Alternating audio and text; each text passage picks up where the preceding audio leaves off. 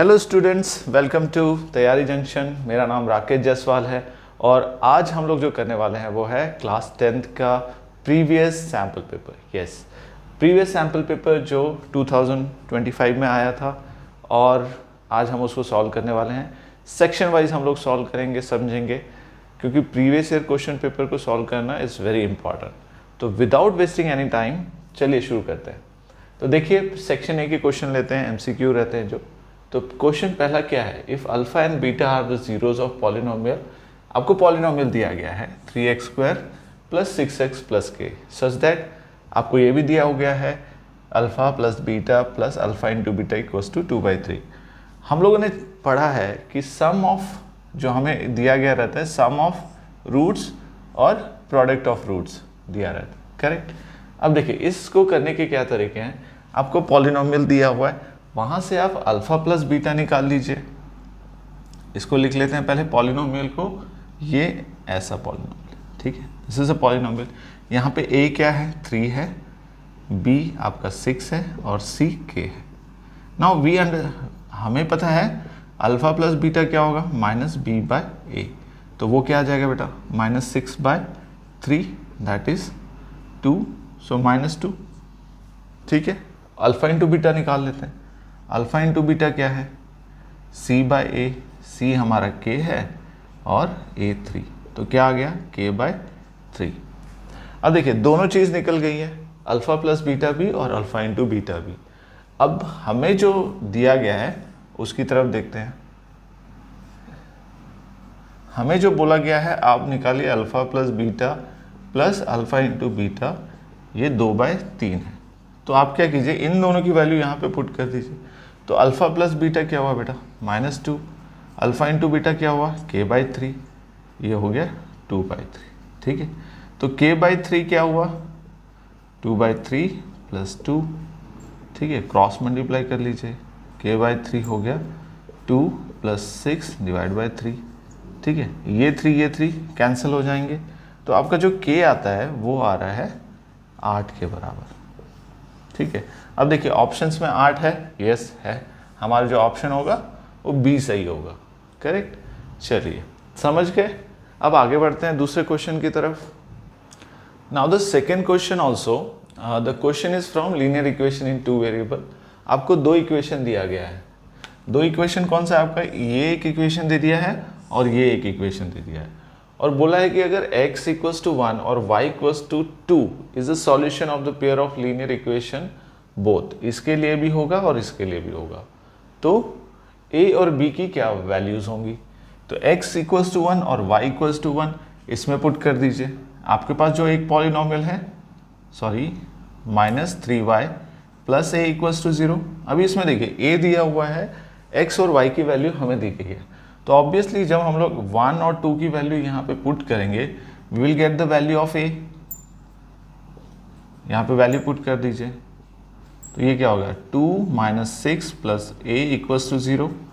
2 - 6 is -4 plus a = 0। तो a कितना आ रहा है आपका, 4, ठीक है। सेम ऐसा ही आपको करना है इसके लिए। जो दूसरा पॉलिनोमियल दिया गया है, 2x plus 3y minus b = 0, तो ये क्या होगा, 2 1 प्लस 3 2 माइनस b = 0। तो ये क्या हो रहा है, 2 plus 6 minus b = 0, 8 minus b = 0। तो वहाँ ले जाइए, -b = -8, b = 8। देखिए, अब जो a है और b है, तो b a से 2 गुना है, ठीक है। b यू विल गेट, अगर b को मैं ऐसे लिखूँ, 2 × 4, हमें पता है a क्या है, 4 है, तो 2a इंटू, तो b = 2a।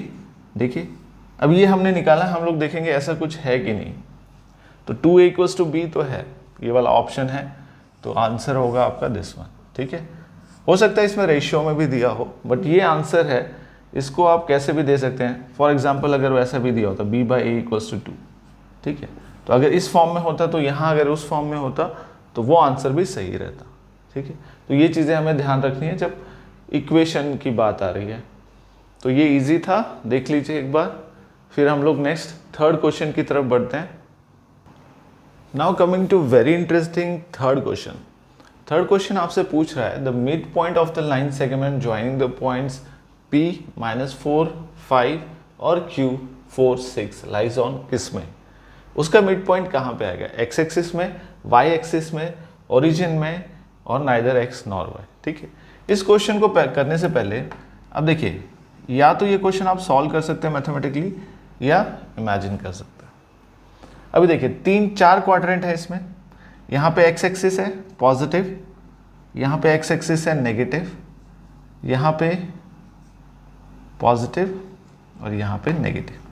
ठीक है, अब देखिए यहाँ पे जो पॉइंट्स होंगे इस क्वाड्रेंट में वो हमेशा क्या होंगे, एक्स भी पॉजिटिव होगा, वाई भी पॉजिटिव होगा। तो जो आपका एक्स और वाई है ये भी पॉजिटिव होगा और ये भी पॉजिटिव होगा। ठीक है, दूसरे में यहाँ इस क्वाड्रेंट में -x + y, मतलब जो आपका x होगा वो नेगेटिव होगा और ये पॉजिटिव होगा। ठीक है, सेम यहाँ पे भी x और y जो होंगे यहाँ पे भी नेगेटिव होगा और ये भी नेगेटिव होगा। इस वाले में जो x y कोऑर्डिनेट्स होंगे वो x पॉजिटिव होगा और y नेगेटिव होगा। अब देख के बताइए कि P -4, 5 कहाँ पे बिलोंग करता है, वो यहाँ पे बिलोंग करता है, -4 और 5। ठीक है, और Q 4, 6 कहाँ पे बिलोंग करता है, यहाँ पे बिलोंग करता है। ठीक है, अब नाउ इमेजिन इन दोनों को ज्वाइन जो लाइन सेगमेंट करेगी वो किसको क्रॉस करेगी, वाई एक्सिस को ही क्रॉस करेगी। ठीक है, तो आपका आंसर तो वाई एक्सिस होगा, ये एक करने का तरीका है। और दूसरा आप सॉल्व कर लीजिए, आपको 2 कोऑर्डिनेट्स दिए हुए हैं, एक है -4 और 5, x1 y1, और दूसरा है आपका q 4, 6 x2 y2। ठीक है, अब इन दोनों को बीच का जो डिस्टेंस है P और Q, इसका मिड पॉइंट निकालना है। Let mid point is A, जो x और y है। We don't know x positive है नेगेटिव है, y पॉजिटिव है नेगेटिव। तो हमें फॉर्मूला पता है, अगर हमें मिड पॉइंट निकालना है तो क्या होगा, x1 + x2 / 2। x1 आपका -4 है, ये आपका +4 है 2, तो ये तो हो गया 0/2, दैट इज 0। ठीक है, और y कोऑर्डिनेट्स होंगे y1 + y2 / 2। तो y1 कितना दिया हुआ आपका, 5 + 6 / 11/2। ठीक, सो दिस इज अराउंड 5.5। ठीक है, सो योर कोऑर्डिनेट्स क्या है, x और y, 0 और 5.5। तो ये कहाँ पे आएंगे, x 0 है, y, तो ये यहीं पे कहीं पे आएंगे। सो द पॉइंट जो उसका मिड पॉइंट होगा वो किस एक्सिस पे आएगा, y एक्सिस पे। अंडरस्टूड। ठीक है, तो अभी प्रैक्टिस कीजिए, फिर क्या होगा कि आपको देखते ही समझ आ जाएगा कि किस कोऑर्डिनेट में या किस एक्सिस को काट के मिड पॉइंट जा रहा है। ठीक है, बहुत अच्छा क्वेश्चन था। चलिए, hope you are keeping pace with this. हम लोग अभी नेक्स्ट क्वेश्चन करते हैं, question 4th। Now comes to 4th question. The question is asking if theta is an acute angle and equation is given. एक equation दे दिया आपको 7 + 4 sin theta = 9। Then the value of theta, theta कितना है। अब theta के बारे में हमें पता है कि थीटा एक्यूट एंगल है, तो जो भी थीटा की वैल्यू होगी वो 90 से कम होगी। तो ये तो नहीं हो सकता है, दिस इज ओमिशन। ठीक है, तो 30, 45 और 60 में से एक एंगल होगा थीटा। चलिए सॉल्व करते हैं। आपको इक्वेशन दी है 7 + 4 sin थीटा = 9। ठीक है, तो 4 sin theta = 9 - 7, 4 sin theta = 2, sin theta = 2/4, that is 1/2, sin theta 1/2। अब 1/2 कब होता है sin 30 इज 1/2, तो आपका sin थीटा कितना हुआ, sin 30। ठीक है, सो थीटा आपका कितना हुआ, 30 degree. Okay, this is easy, 30 degree is your answer. ठीक है, तो देखिए कितना इजी था, 1 मार्क का क्वेश्चन। इसको छोड़ना नहीं है बच्चों। ओके, चलिए आगे बढ़ते हैं फिर। Now again we have a trigonometry question. ठीक है, चलिए। जनरली ट्रिग्नोमेट्री क्वेश्चन स्कोरिंग होते हैं अगर आपको आइडेंटिटी इजीली पता हो। तो आइडेंटिटी, एंगल, सबकी वैल्यू प्लीज रिमेंबर इट, और यहाँ पे वही काम आएगा। चलिए देखते हैं कैसे। आपको क्या दिया हुआ है, tan स्क्वायर थीटा दिया हुआ है और ये चीज़ दे दी है। अब देखिए इस चीज़ को देखने से हमें क्या समझ आता है, बिकॉज दीज आर एक दूसरे के रेसिप्रोकल है तो कुछ तो निकलेगा। ठीक है, फिर tan और sec एक दूसरे से रिलेशन में है, तो हम लोग क्या करते हैं, इसको हम लोग ट्राई करते हैं कि sec स्क्वायर थीटा को ले आए। तो tan square theta minus 1/cos theta क्या होता है आपका, sec थीटा, तो ये इसको sec थीटा कर देंगे इंटू sec थीटा।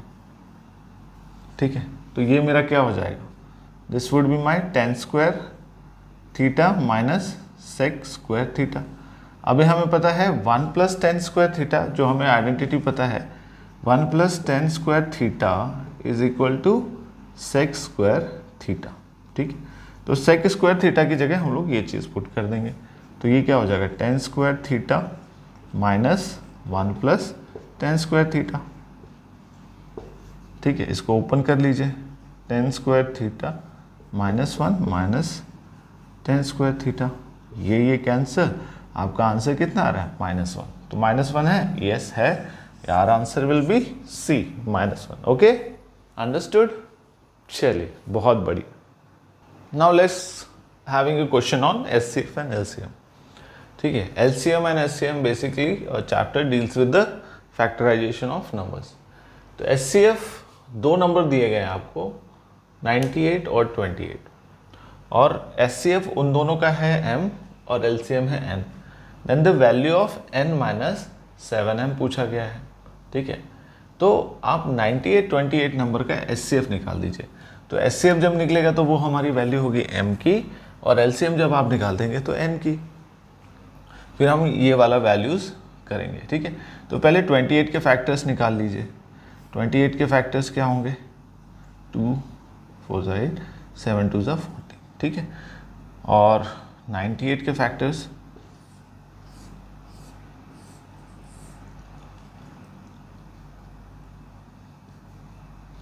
ठीक है, so these are the factors. अब यहाँ पे लिख लीजिए 2 into 2 into 7, 98 is your 2 into 7 into 7। Okay, now just जो कॉमन आएगा, एक ये कॉमन, एक ये कॉमन है।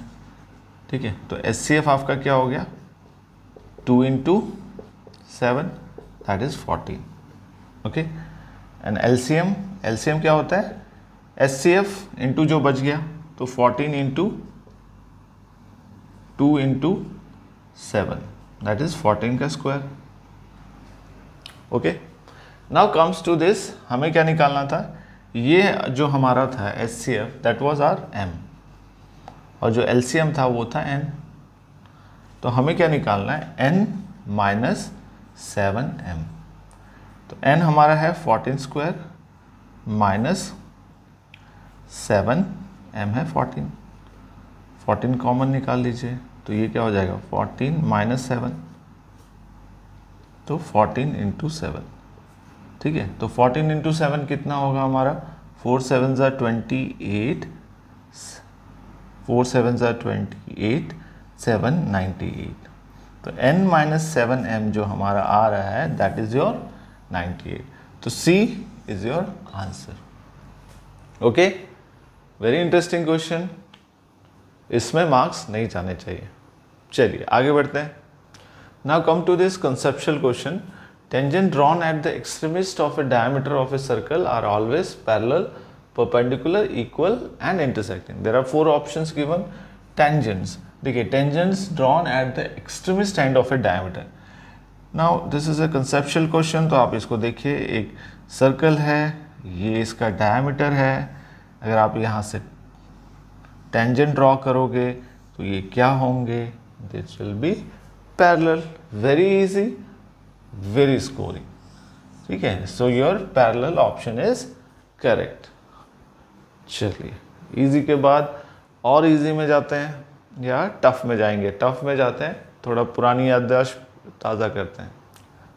तो वो क्वेश्चन है ट्रायंगल्स का, कॉन्ग्रुएंसी और सिमिलरिटी का। ठीक है, तो आपने कॉन्ग्रुएंसी क्लास 9th में पढ़ा है, सिमिलरिटी क्लास 10th में पढ़ा है। अब आपको बताना है कि गिवन कंडीशन में इन चारों चीज़ों में से क्या हो सकता है। तो एक काम करते हैं, ट्रायंगल बना देते हैं, A B C and D E F.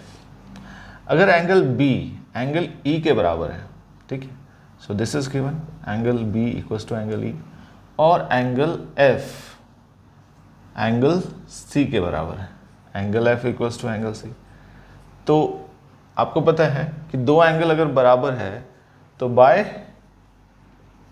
A angle angle congruency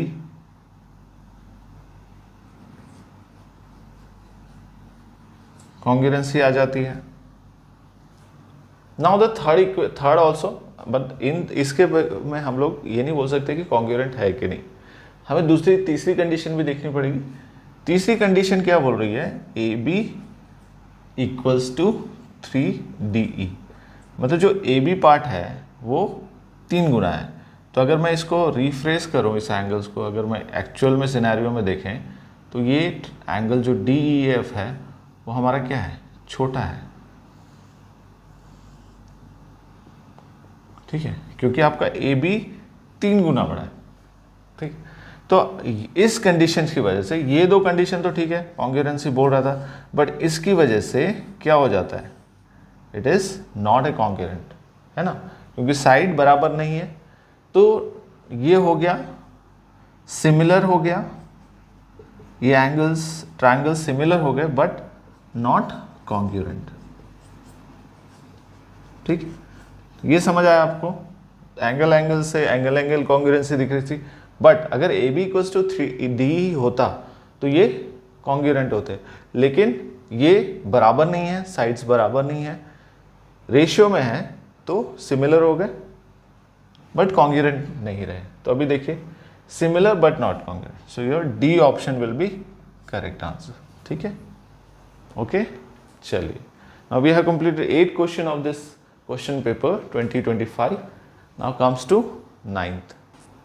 Now to the 9th question, it is given that condition is given if -1 raised to power n and -1 raised to power 8 अगर 0 है तो n क्या होना चाहिए।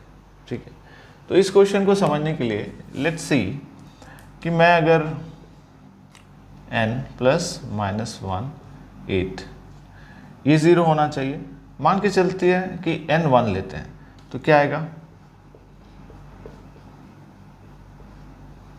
तो -1 रहेगा, और क्योंकि -1 की पावर एक इवन नंबर है तो ये क्या हो जाएगी? 1 हो जाएगी, तो that is 0।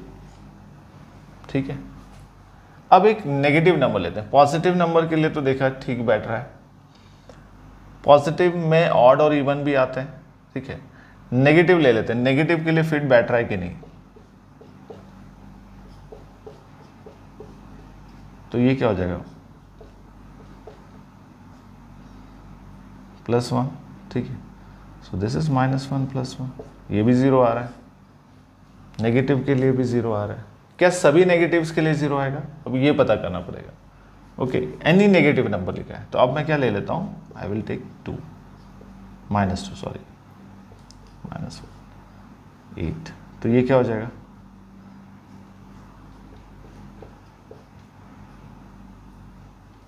So this is become 1 हो जाएगा, 1 + 1 2। तो एनी नेगेटिव नंबर मुझे 0 नहीं देंगे ऑलवेज। एक में 0 आ रहा था, -1 करके देखा, एक -2 2 आ रहा है, सो एनी नेगेटिव नंबर तो कट हो जाएगा। एनी पॉजिटिव नंबर था तो 1 किए थे तो 0 आ रहा था, विल ट्राई 2।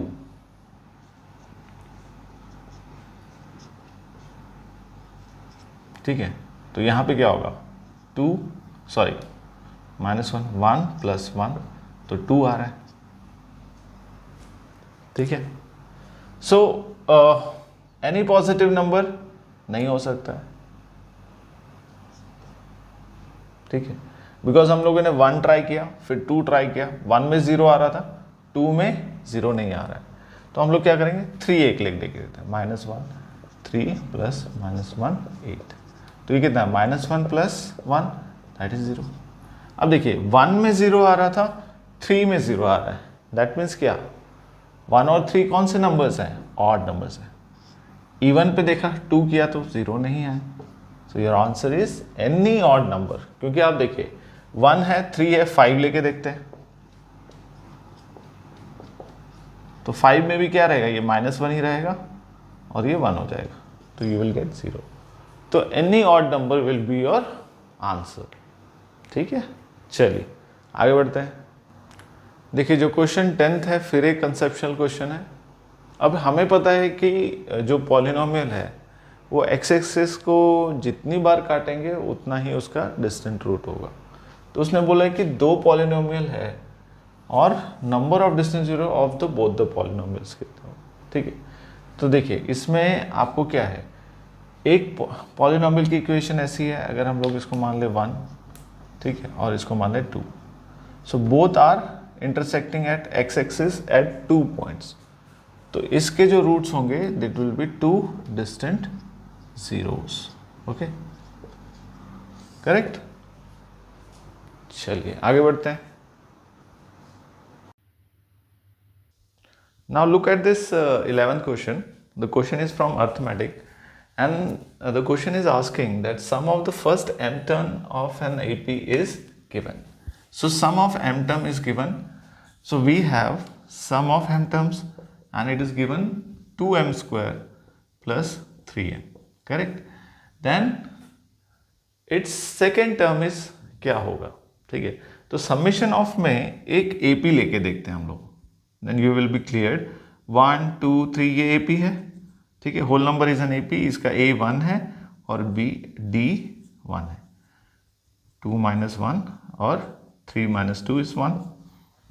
नाउ देखिए इन में सम ऑफ 2 टर्म्स क्या होगा आपका, 2 plus 1 3, और सम ऑफ 3 टर्म्स क्या होगा, 3 plus 2 5 plus 6। अगर मैं थर्ड टर्म निकालना चाहता हूं तो क्या ये मेरा S3 माइनस S2 हो सकता है। ठीक है, तो अगर आपको कोई भी टर्म्स निकालनी है समेशन में दिया हुआ है, जान के चलिए आपको थर्ड टर्म निकालना है, तो आपको कहना है the sum of 3 terms minus sum of 2 terms, this will give you third term. तो यहाँ पे हमें पूछा है सेकेंड टर्म, तो अगर मुझे सेकेंड टर्म निकालना है तो I have to do S2 minus S1।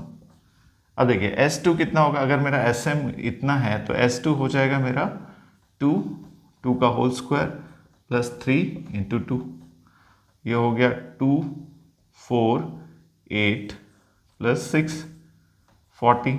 ठीक है, S1 कितना होगा मेरा 2 1 square plus 3 1, this will be 2 plus 3 5। ठीक है, अब मेरा जो सेकेंड टर्म है that would B subtraction of this 14 minus 5, तो ये कितना आएगा 9। तो आपका जो सेकेंड टर्म होगा उसका आंसर होगा आपका 9। ठीक है, इसको एक बार देख लीजिए, बहुत ही अच्छा क्वेश्चन है। Now coming to statistical problem, यहाँ पे देखिए बच्चों क्या दिया हुआ है, मोड मीन एंड मीडियन। ठीक है, तो जहाँ पे मोड मीन मीडियन है आपको फॉर्मूला पता होना चाहिए। क्या फॉर्मूला है आपका, mode equals to 3 median minus 2 mean. ठीक है, अभी देखिए आपको क्या क्या दिया हुआ है और क्या क्या फाइंड आउट करना है। मोड एंड मीन आपको दिया हुआ है, मोड आपको दिया हुआ है 15x और मीन आपको दिया गया है 18x, आपको मीडियन निकालना है।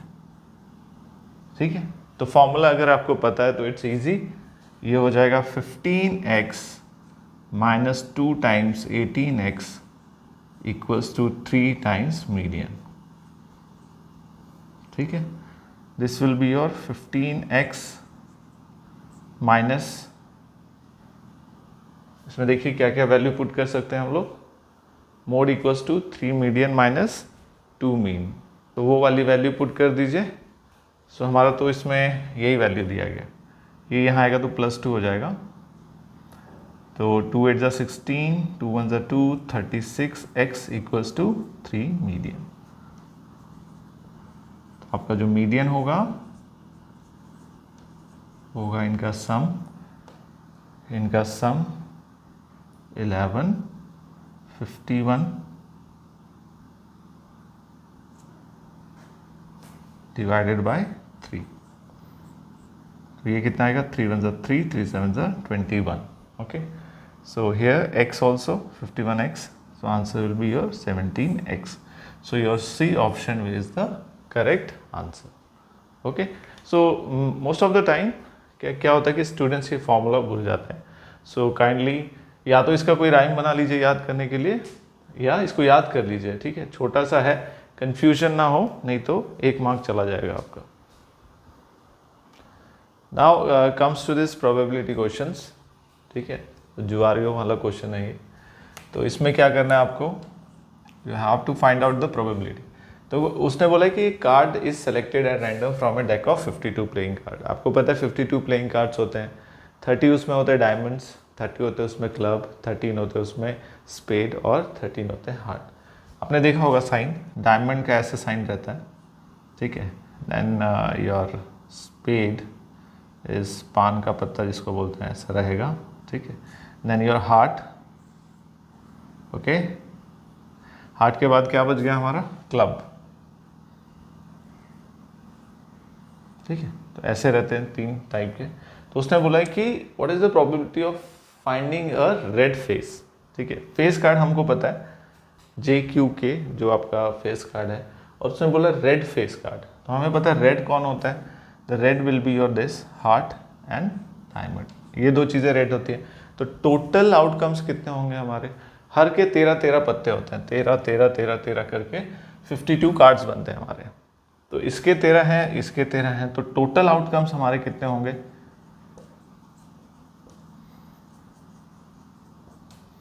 13 13 26। अब हमारे फेवरेबल आउटकम्स निकालने हमें, the probability of being a red face card. तो इसके रेड फेस कार्ड होंगे 3, इसके होंगे 3, तो हमारे जो फेवरेबल आउटकम है वो कितने हैं, 6। तो आपकी जो प्रोबेबिलिटी होती है that is the ratio of this, okay, the probability will be the favourable outcome divided by total outcomes. तो इसको कर लीजिए, 2 3 6, 2 1 2, 2 3 6, 3/13 would be the probability of finding a red face card out of 52 playing cards. So your answer will be A, 3/13. Okay. Now it's a very interesting question. ये चीज़ आपने class 9th में भी की होगी, ठीक है। तो उसने पूछा which of the following is a rational number between √3 and √5. Okay, तो उसको छोड़ दीजिए, पहले आप ऑप्शंस में आइए। इसमें देखिए कौन कौन से आपको इरेशनल नंबर लग रहे हैं और कौन कौन से रैशनल नंबर लग रहे हैं। तो पहला नंबर उठा के देखिए, पहला नंबर क्या है, ये रिपीट नहीं हो रहा है, मतलब नॉन रिपीटिंग है, और ये चलता जा रहा है, मतलब नॉन टर्मिनेटिंग। तो जो नंबर नॉन रिपीटिंग होता है, नॉन टर्मिनेटिंग होता है, वो तो इरेशनल हो गया। सो this is your irrational number, correct. इसमें आइए, अच्छा ये जो है this will B repeating, correct. इसमें जो 6 के ऊपर बार लगा हुआ है, ये चलता जाएगा, तो this number will be repeating itself, correct, but terminate नहीं होगा, करेक्ट। तो repeating and non terminating is your rational number. Pi, you know, it's a rational number.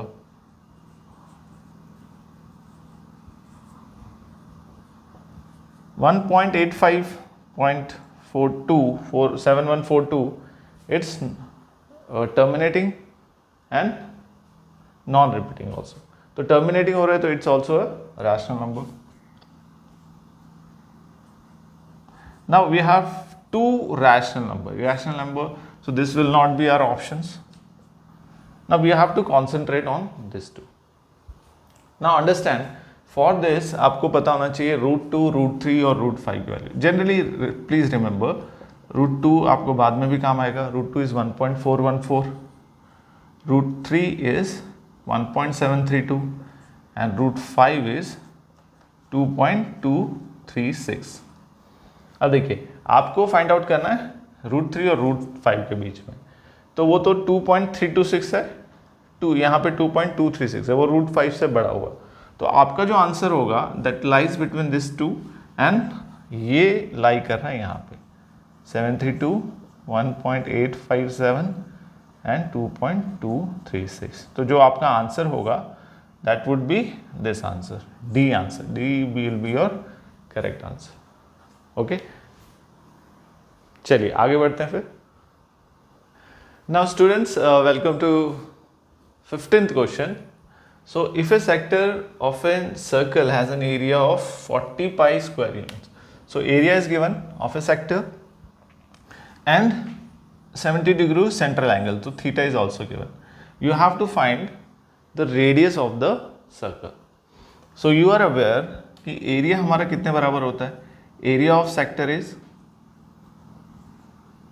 theta by 360 into pi r square. Okay, now area of sector is given 40 pi. This is theta by 360 into pi r square. Pi will get cancelled. 40 is equal to, theta was how much? Theta is given 72. 360 into r square. Okay, so R square निकालना है तो are square को एक side रखते हैं, बाकी को एक साइड ले जाते हैं। ठीक है, इसको आप कैंसल आउट कीजिए। 9 8 जा 72, 9 4 जा 36, 40, 8 5 जा 40. So your r square is become 200. So r will become square root of 200. So here 2 into 100, √2 into √100, that is, अब √100 का तो 10 ही हो गया, ये √2 हो गया, तो आपका जो रेडियस आया वो आया 10√2, that means 10√2 units. Your answer is here, it is D. Okay, now let's चलते हैं नेक्स्ट क्वेश्चन की तरफ। Now this is very good question and very scoring question. तो इसमें क्या देखिए, ग्राफ दिया हुआ है, मतलब एक ड्राइंग दे दिया है आपको सर्कल का, एंड एक एंगल दे दिया है POB जो 115 है। आपको फाइंड आउट करना है दिस थिंग APO। ठीक है, तो इसमें देखिए क्या क्या चीज़ लगेगा। अब देखिए AOB इज अ डायमीटर, ठीक है, और यहाँ पे 115 डिग्री दिया है, तो दिस वुड बी व्हाट। तो देखिए 115 प्लस x क्या होना चाहिए आपका, 180। ठीक है, sum of angle will be 180।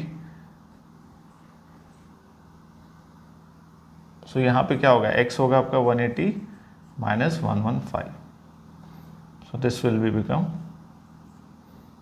75, 65 I think.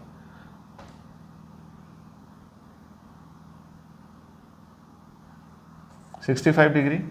सो ये जो है आपका 65 डिग्री है।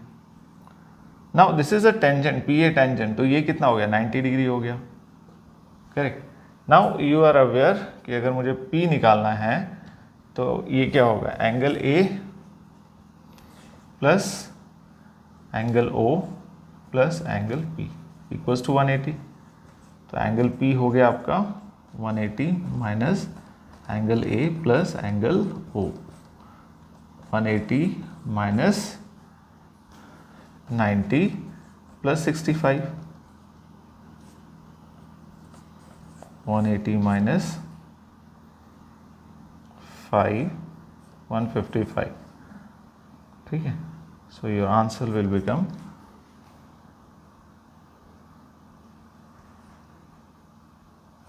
25 degree. So this will become your 25 degree. Okay, तो ये आप इजीली ग्राफ में, मतलब जो आपको ड्राइंग दिया होगा, डायग्राम दिया होगा, उसी में सॉल्व कर लीजिएगा, और ये आपको पता होना चाहिए कौन सा टूल यूज़ करेंगे तो ये आंसर आ जाएगा। सो योर आंसर इज 25 डिग्री।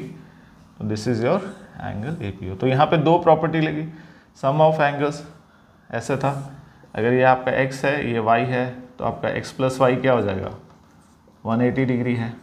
ठीक है, और दूसरा यहाँ पे हमें पता था कि ये टेंजेंट है, तो यहाँ पे जब सेंटर यहाँ पे टच करेगा एंगल सर्कल को जहाँ पे, वहाँ रेडियस के साथ 90 डिग्री बनाएगा। ओके ठीक, तो चलिए आगे बढ़ते हैं फिर। Now comes to this question. Question 17th is asking that a kite is flying at an height of 150 meter from the ground. It is attached to a string inclined at an angle of 30 degree to the horizontal. The length of the string. चलिए इसको पहले draw कर लेते हैं। एक तो kite flying कर रही है 150 मीटर में from the ground.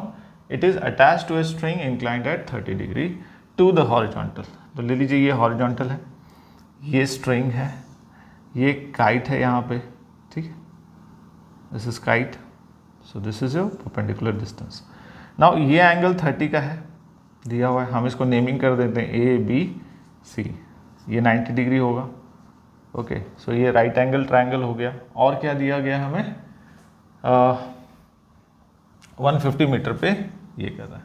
This is your answer question. ये ड्रॉ कर लीजिए, ठीक है। अभी आपको पता करना है, you have to find the length of the string, that means you have to find A B कितना है, ठीक है। तो अब यहाँ पे आप ट्रिग्नोमेट्रिक लगाइए। आपको क्या चाहिए, this is your perpendicular, this is your base and this is your hypotenuse, correct? Now we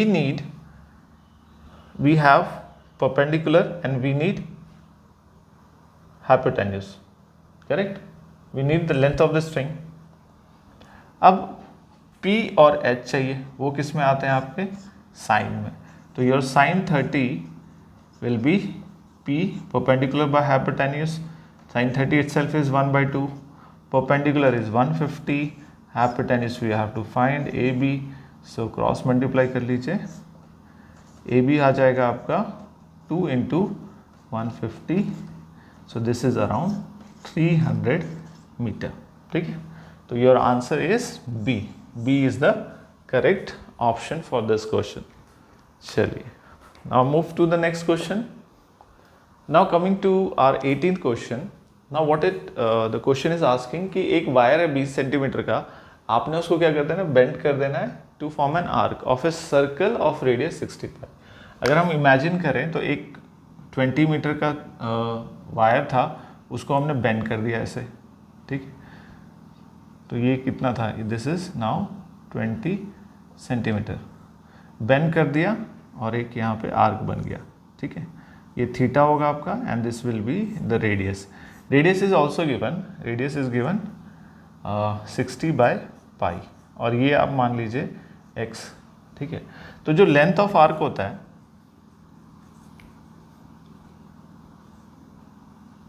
जो x है आपका, वो होगा r इंटू थीटा। तो x you know 20, r you know 60/π and here it is your theta. So theta will be your 20/60 pi, pi/3. So theta is your pi/3. Okay. अब इसको क्या करना है आपको, this is in radian. If you want to find it down in degree Celsius, so the theta is in radian. और एक radian कितने बराबर होता है, 1 radian is equal to 180/π degree. Okay, so multiply by this pi/3 into 180/π. Pi will get cancelled, this is 60. So theta is your 60 degree. तो ये जो आएगा आपका answer, this will be your 60 degree. So answer B is your correct option. Okay. Now we have completed MCQ up to 18th question. Now we have left with the 2 assertion and reasoning questions. So let's see what are they. Okay. Now it is a very interesting question. इसमें बहुत बार confusion होती है बच्चों को। देखिए, assertion क्या है, the probability of selecting a number at random from the numbers 1 to 20 is 1. Correct. So generally बच्चे लोग क्या करते हैं कि इसका मतलब समझ लेते हैं कि the probability of selecting a number, तो बोलेंगे एक ही नंबर लेना है, then the probability will be favourable outcome तो 1 है और टोटल आउटकम 20 है, लेकिन ये गलत हो जाता है। आपको जनरली उसने पूछा नहीं है कौन सा नंबर लेना है। अगर वो बोलता है कि 2, what is the probability of getting a 2, number 2, number 3 और नंबर 7 और number 18, so that will be 1/20. But here he is telling selecting a number at random, तो कोई भी ले सकते हो। तो आपके जो फेवरेबल आउटकम्स है वो कितने आ सकते हैं, 1 से 20 कोई भी आ सकता है, ठीक है। So your favourable outcome will also be 20 and total outcome तो है ही 20, तो ये 1 आएगा प्रोबेबिलिटी, समझे। तो प्लीज़ रिमेंबर, जब आपको कोई नंबर नहीं दिया हुआ है, स्पेसिफिक नंबर नहीं दिया हुआ है, तो प्रोबेबिलिटी, अगर स्पेसिफिक नंबर देता तो प्रोबेबिलिटी विल होती कि 1/20, क्योंकि उस नंबर के आने की प्रोबेबिलिटी एक ही है। बट यहाँ पे वो बोल रहा है एट रैंडम कोई भी नंबर लेना है 1 to 20, तो कोई भी आ सकता है 3, 5, 6, तो फेवरेबल आउटकम्स कितने हुए हैं आपके 20, कोई भी हो सकते हैं उसमें से, तो your probability will be 1। Reason क्या दिया हुआ है, for any event E if P is 1 then E is called a sure event, ये तो ट्रू है। So both A and B are true and B is the correct explanation.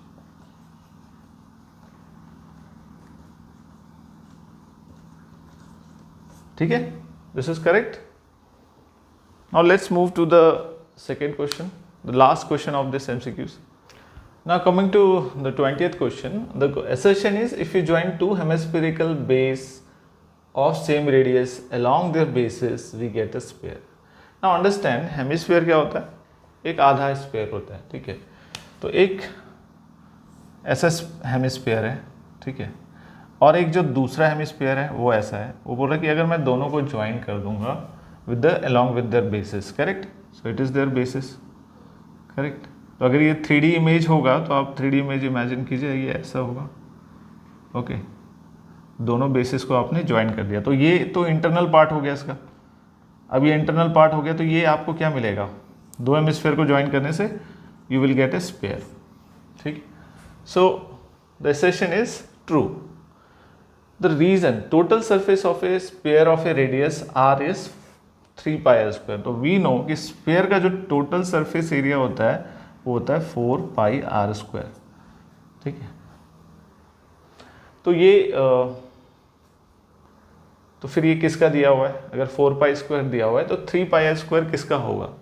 तो generally if you see, अगर हम लोग एक hemisphere लेते हैं और उसका एक बेस होता है ये वाला circular base, correct, with radius r, सो इसका होता है जो surface total surface area is πr², और इस बेस का जो सर्कुलर बेस है यू विल गेट πr²। तो इन दोनों को ऐड करेंगे तो you will gate 2πr² plus πr² is 3πr², ठीक है।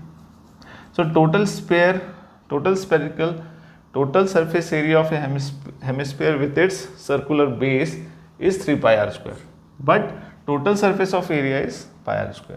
So A is true and R is false, correct. So today's session we will end with this 20th question, section A. So what I am doing कि हम लोग क्या करेंगे कि जितने भी प्रीवियस ईयर क्वेश्चंस हैं उनके सेक्शन वाइज डिवाइड कर लेंगे, ताकि आपको रिवीजन में, आप जब रिवीजन करना चाहते हैं तो एमसीक्यू का करें, 2 marks question, 3 marks question, 4 marks, जैसे आपकी जैसे आप अलाउ करें। तो मैं इनको 4 भागों में बांट दूंगा सेक्शन वाइज, ताकि आप रिवीजन करने में आपको ईजी हो, ठीक है। तो आज के लिए इतना ही, थैंक यू।